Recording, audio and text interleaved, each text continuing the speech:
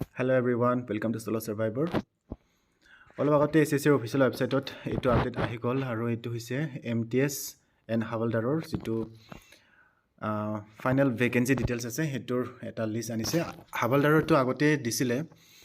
কিন্তু MTSৰটো দিয়া নাছিলে, MTS নন টেকনিকেল। আৰু ইয়াতে আমি নৰ্থ ইষ্ট ৰিজন, আমাৰ যিটো নৰ্থ ইষ্ট ৰিজনত পৰে অৰুণাচল প্ৰদেশ, আসাম, মেঘালয়, মিজোৰাম, ত্ৰিপুৰা, এইটো MTSৰ। আৰু এইপিনে বাকী 7 চিষ্টাৰ্ছ যিটো বাকী ষ্টেটছ আছে ন, সেইবিলাকৰতো ইয়াতে ক'ত বা আছে দেখা নাই, মই বোধহয় নাই নেকি। ইয়াতেতো প্ৰথমখিনিতো দেখা পালোঁ, এইটো নৰ্থ ইষ্টাৰ্ণ ৰিজনৰ লগত কেইটা আছে, মাত্ৰ 5টা ষ্টেটছ আছে ইয়াতে। চ' ইয়াত 2টা ষ্টেটছটো ইয়াতে নাই, সিহঁতৰ কাৰণে 2টা ষ্টেটছৰ কাৰণে নাই নেকি। নাগালেণ্ড আৰু মণিপুৰৰ কাৰণে কিজানি নাই, বোধহয় ক'ব পৰা নাই। MTSৰ কাৰণে নাগালেণ্ড আৰু মণিপুৰৰ পোষ্ট নাই। আছে নাগালেণ্ড আৰু মণিপুৰৰ কাৰণে MTSত পোষ্ট আছে 18ৰ পৰা 25 এজ গ্ৰুপৰ। অ'কে, প্ৰথমটো হৈছে MTSৰ নন টেকনিকেলৰ 18 to 27 এজ গ্ৰুপৰ, মানে 2টা এজ গ্ৰুপ আছে, ছেপাৰেটকৈ মানে পোষ্টবিলাক আছে আৰু সেইবিলাক ছেপাৰেটকৈ মানে এপইণ্টমেণ্ট দিব। আৰু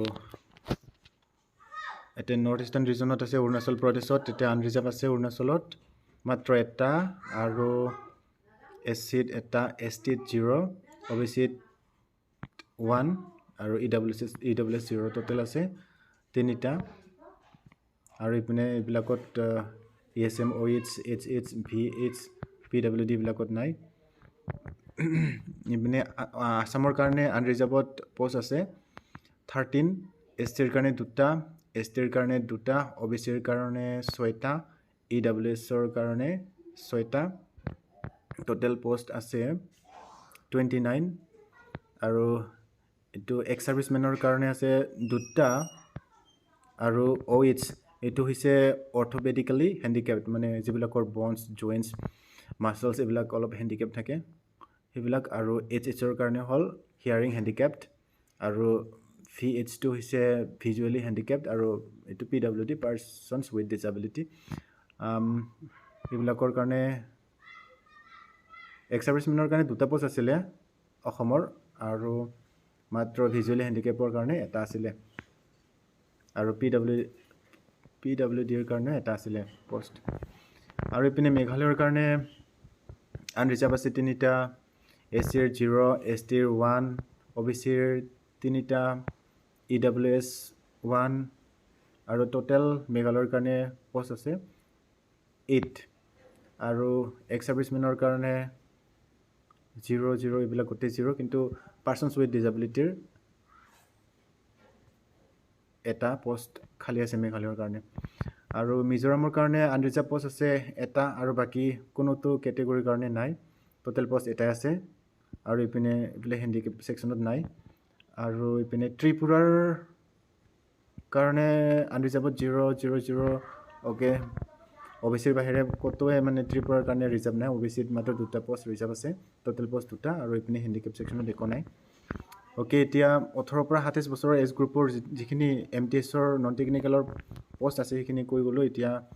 18ৰ পৰা 25 এজ গ্ৰুপৰ MTSৰ নন টেকনিকেলৰ এইবিলাক পোষ্টবিলাক মই আপোনালোকক দেখুৱাই যাম। নৰ্থ ইষ্টাৰ্ণ ৰিজনৰ ইয়াতে আসামত আছে আনৰিজাৰ্ভ 58 পোষ্ট, আৰু SCৰ কাৰণে 14, STৰ কাৰণে 8, OBCৰ কাৰণে 29, EWSৰ কাৰণে 10, টোটেল আছে 119। আৰু এক্স ছাৰ্ভিচমেনৰ কাৰণে 15 আছে, বহুতকেইটা আছে এক্স ছাৰ্ভিচমেনৰ কাৰণে। আৰু OHৰ কাৰণে 1, HH 1, VH 2, PWD 1। আৰু এতিয়া মণিপুৰৰ কাৰণে আনৰিজাৰ্ভ পোষ্ট আছে মাত্ৰ 1টা, SC 0, ST 1, OBC 0, EWS 0, total post আছে 2টা মণিপুৰৰ কাৰণে মাত্ৰ। আৰু ইপিনে হেণ্ডিকেপ্ট ছেকশ্যনত 1টাও নাই। মিজোৰামৰ কাৰণে পোষ্ট ভেকেণ্ট আছে, আনৰিজাৰ্ভ 0, SC 0, ST 1 আছে, OBC 0, EWS 0 টোটেল পোষ্ট আছে 1 মোৰ মিজোৰামৰ কাৰণে মাত্ৰ এটা পোষ্ট আছে তাকো কি STৰ কাৰণে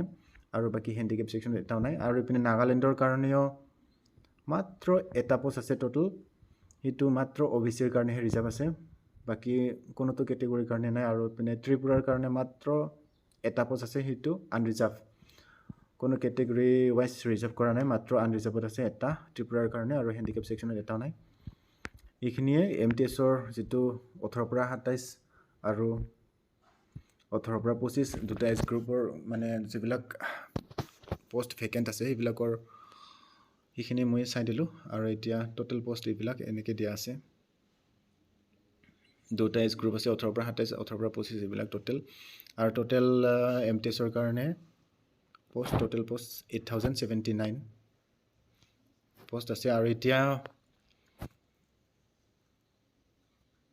এটো হাৱালদাৰৰ যিবিলাক পোষ্ট আছে সেইবিলাক মই কৈ যাম এটো CBIC এটো হৈছে central board of indirect taxes and customs আৰু CBN টো হৈছে সেন্ট্ৰাল ব্যুৰো অফ নাৰ্কটিক্স আৰু যেটো CGST হৈছে এটো হল জেনাৰেল সাৰ্ভিস গ্ৰুপ মানে এটো জেনাৰেল হৈ যায় আৰু সাৰ্ভিসটো বাকি এইবিলাক আয়া মানে ইনডাইৰেক্ট ট্যাক্স আৰু কাস্টমস ডিপাৰ্টমেন্ট বা ব্যুৰো অফ নাৰ্কটিক্স এইবিলাক ডিপাৰ্টমেন্টত যেটো পোষ্ট আছে এইবিলাকৰ কাৰণে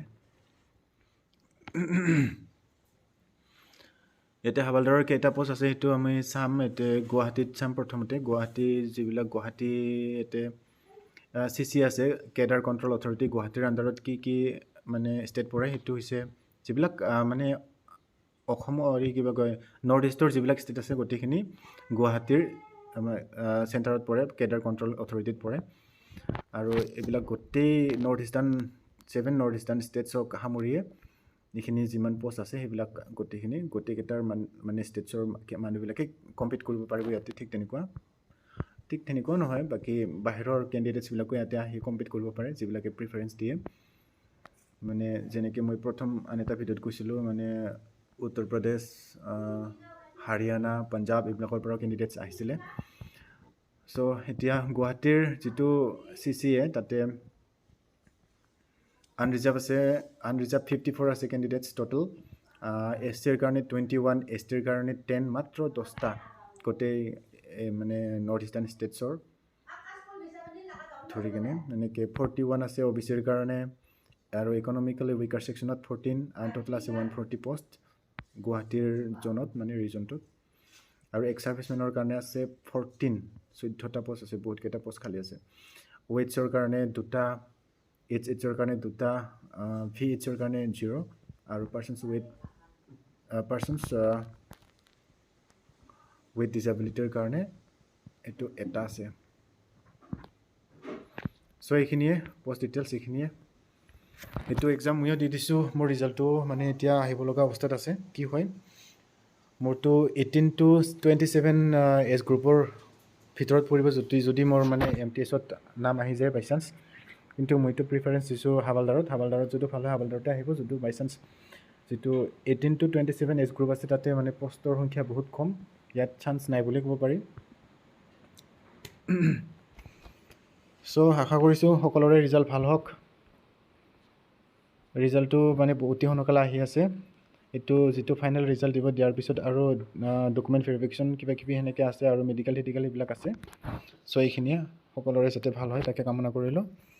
সো বাই বাই